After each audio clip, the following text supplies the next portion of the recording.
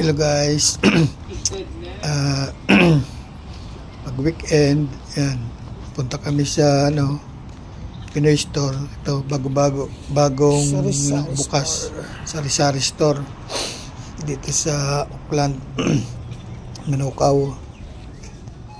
Yung pinasilan namin. Yun, complete sa lahat ng mga paninda, mga Pinoy product. Parang nag-grocery ka lang din sa sa Pure Gold.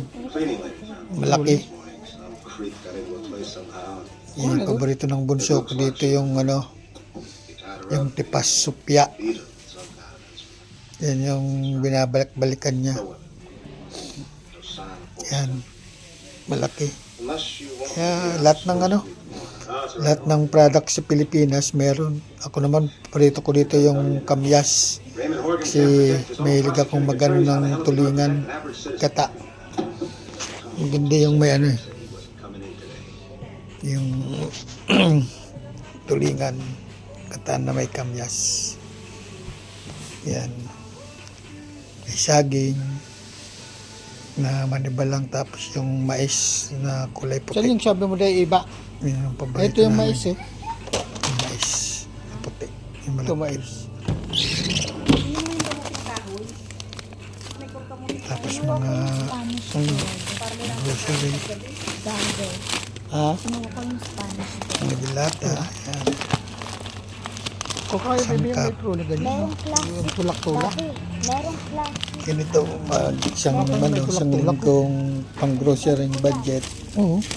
Dati meron silang plastic ano. Ganito, sa New Zealand pag Biyernes. Kasi Lunes hanggang Biyernes lang pasok namin eh. Sabado, Linggo, pahinga.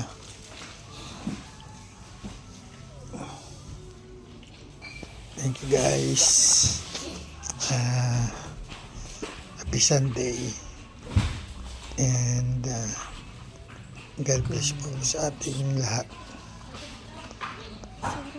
Maraming salamat po. Sabi kumuha ka ng ano?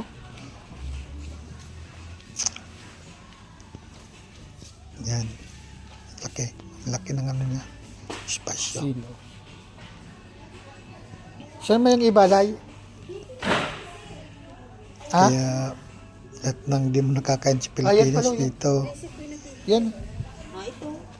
Lahat ng mga product sa Pilipinas, lahat yan meron dito sa New Zealand. Alam mo, grocery yan, mag-ano ka ng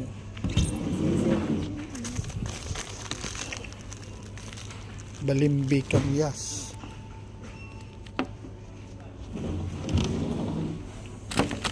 Okay. Thank you for watching. Yung sinasaro. Please like and share, and also please subscribe to my YouTube channel and click me. Wala na sa New Zealand.